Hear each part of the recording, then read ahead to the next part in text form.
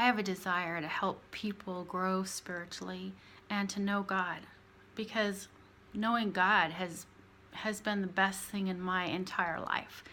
And as I've grown to know him more intimately, there's just nothing that compares to it. Yes, my flesh, when I allow it, still leads me to do other things and to get busy. But I'm telling you, the best thing about getting to know God is figuring out how you can love him better. How can you love him better? Because he's such a good God. I hope that you have that down. I hope that you know that he's a good God. And most people don't really realize that. They say that, but then they think that God controls everything that happens. And when all these bad things happen, they think it's God, and it doesn't make any sense. It's not God. The devil is the one who comes to steal, kill, and destroy. But that's not what this is about. Okay, that's John 10:10. You need to look it up, and you need to know God's nature is good. He is a good God. He's a good God. And the devil is a bad devil. Draw a line in the sand. Good is God. Bad is the enemy. Can God use bad things and turn them around for the good? Of course he can, if you love him and if you are called according to his purpose. That's what Romans 8:28 says. But that's not what I'm talking about. I'm talking about, how can you love God better? How can I love God better? And the way I want to talk to you about right now is something that happened to me when I was 8 years old. I was laying in bed, and I just said, God, I need to love you more. I want to love you more. And as soon as I said that prayer, something happened. And at that age, I could not describe what it was. I didn't know, but something very scary was in my room. Very scary. And I basically hid under my covers, I think. I don't really remember. I couldn't see anything. I just felt something. And I didn't know what it was. As this thing left, or this presence lifted, I screamed. And my mom came in, thought I had a nightmare. And I remember her taking me out because I was in the room with 2 other sisters. And trying to figure out what happened. And I was trying to tell her, I prayed a prayer because I thought that was connected somehow to this scary, scary thing that happened to me. Couldn't make any sense of it, neither could she.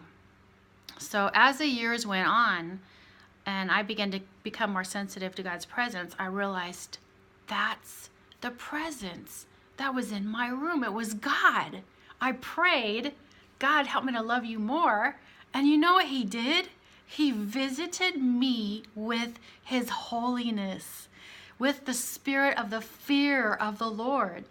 And you've heard probably people talk about the fear of the Lord being an awe and a reverence of God.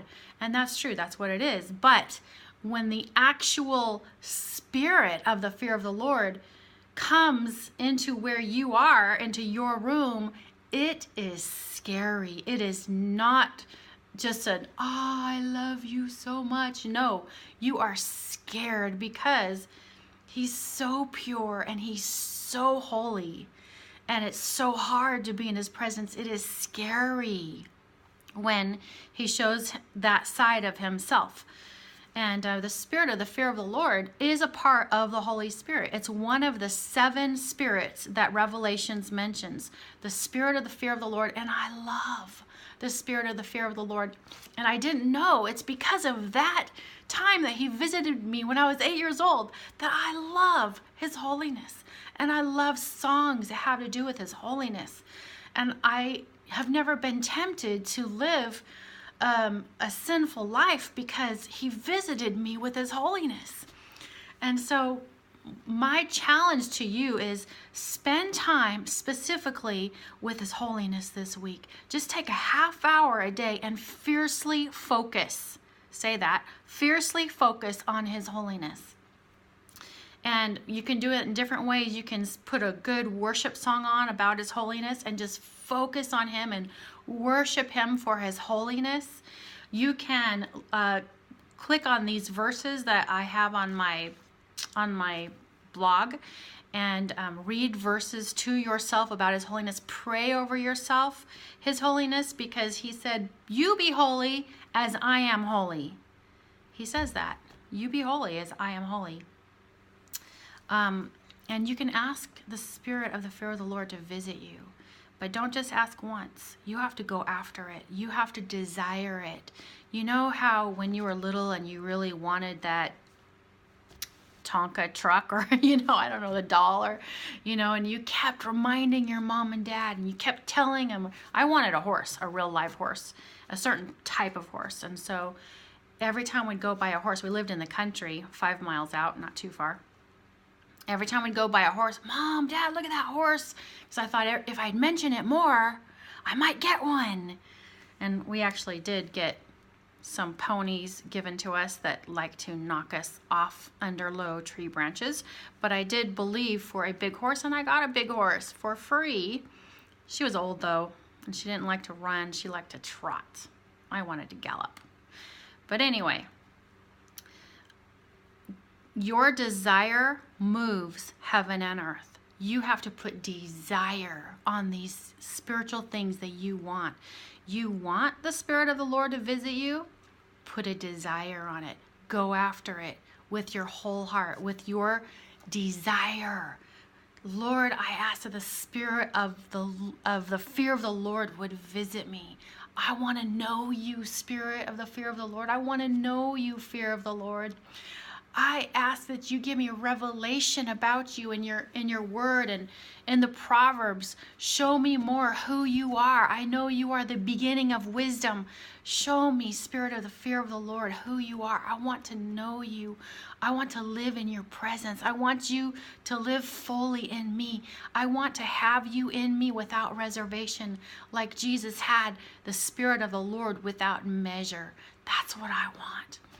And then you find a verse or 2 or 3 and you say, Lord, you said in your word that whatever I ask for, I can receive if I will believe. Find 2 or 3 verses. Find one that has to do with his holiness. You said to be holy because you are holy. Find one in Proverbs that has to do with the fear of the Lord, and go after knowing his holiness, after knowing the fear of the Lord, after being filled with the fear of the Lord. And the last thing I'm going to challenge you to do is just spend 5 minutes focusing on the fear of the Lord filling you. Ask the fear of the Lord to fill you. It's part of the Holy Spirit. The fear of the Lord is part of the Holy Spirit. Ask him to fill you, fill you. Fill me now. Spirit of the fear of the Lord, fill me. Fill me. And just see him filling you. I just kind of imagine him as water, being a pitcher of water being poured into me, but one that never ends. He just keeps pouring and pouring and pouring. We can never be too full of the Spirit of the Lord. And this is just one aspect of the Spirit of the Lord, just one aspect. And so get full of the Spirit of the Lord this week. Talk to you later.